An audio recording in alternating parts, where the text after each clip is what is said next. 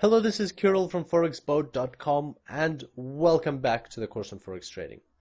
In today's tutorial we will be talking about Pip value. Now we already know what a Pip is.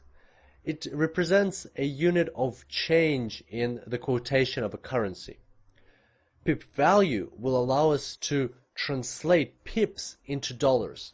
It will help us understand how a certain number of pips means a certain amount of profit on our account. It will allow us to calculate these profits, losses, and ultimately Forex risks. So as you can imagine, today's tutorial and the next tutorial are very important for us to continue and with this course and proceed to live real trading. So to start with, let's imagine an example. Let's imagine that we entered into a trade and the market has moved a certain number of pips, which is represented by the pips variable here on the left.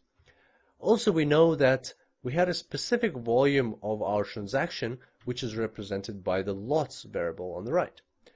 So together, these two variables combined will determine Pip value for this transaction. So this is important to understand that Pip value is not just a function of the currency pair that you're looking at. Pip value depends on the number of pips the currency pair has moved and also on the volume of your transaction. So if you enter into transaction with a higher number of lots, then your Pip value will be higher. If you enter with a lower number of lots, your Pip value will be lower. Let's have a look at this in a basic conceptual example. So here we have the euro-dollar chart on the right. The price is 1.23228. Price moves up a bit and goes to 1.23478. That's approximately a movement of 25 pips. So now let's imagine that we had entered into the market with a buy order at the lower level and exited the market at the higher level. So if our buy order had a volume of 0.1 lots, then we got a certain amount of profit from this transaction. If our buy order was 1.0 lots, then we got much more profit. In fact, 10 times more profit from this transaction. If our buy order was 5 lots, then we got even more profit from this transaction. 50 times more than in the original case. So that is exactly what we mean when we say that Pip value is both a function of how much the currency pair has moved and how much you have invested into this particular trade. Those are the basic concepts around Pip value. And if you understand that, then that will be well and truly enough for you to grasp the concepts of live real trading. What we're going to do now in this tutorial is we're going to look at this particular example of the euro-dollar in more detail and actually go through the calculations that will tell us how to translate pips into dollars. And then we will proceed further to derive a general formula for Pip value. So if you don't want to get into the mathematics, then by all means skip the rest of this tutorial and move on to the next one. At the beginning of the next tutorial, I will bring up the result that we'll get in the current tutorial and you'll be able to just move forward with the result.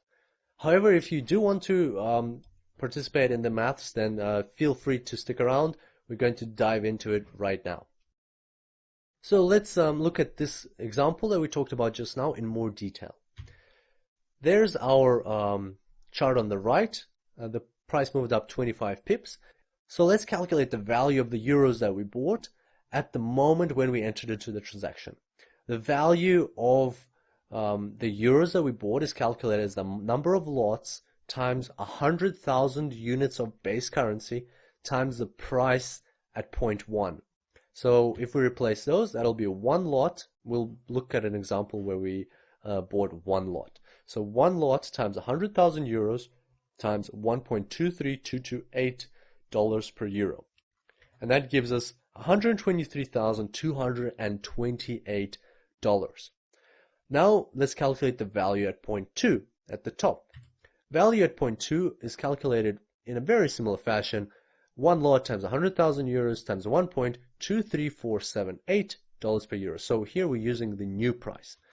And the new value is $123,478. Now let's calculate the change in value. The change in value is equal to value 2 minus value 1. And in this case, it's $250. And obviously, the pip value is going to be equal to the change in value divided by the change in pips. And in our case, it's $250 divided by 25 pips because, as you can recall, the price moved up by 25 pips. And that gives us a pip value of $10 per pip. That was quite simple and straightforward. All we had to do was take the difference in values, which we calculate separately, and divide by the difference in pips. Now let's look at a general form of this calculation. So to start off with, we calculate the change, which is value 2 minus value 1. Value 2 is lots times 100,000 units of base currency times price 2. Value 1 is lots times 100,000 units of base currency times price 1. We can bring in the brackets and leave price 2 minus price 1 within the brackets and take lots times 100,000 units of base currency outside of the brackets. Next, we can replace price 2 minus price 1 with delta pips. And we know that regardless of whether we're using a 4-digit or 5-digit broker, pips is always 0.0001. So here we're replacing price 2 minus price 1 with delta pips times 0.0001. And next, we get rid of the 100,000 times 0.0001, which gives us 10. So the change in value is always equal to lots times 10 times delta pips and is measured in the units of quoted currency. So now if we proceed to calculate pip value, we need to take the change and divide it by the number of pips that the currency has moved. So if we plug in the previous result into this formula, we'll get lots times 10 times delta pips divided by delta pips. And if we simplify this formula even further, we'll get lots times 10. So this gives us a result that pip value is always equal to lots times 10 and is measured in units of quoted currency. So this is a very important formula to remember, and we'll talk about it further in the next tutorial.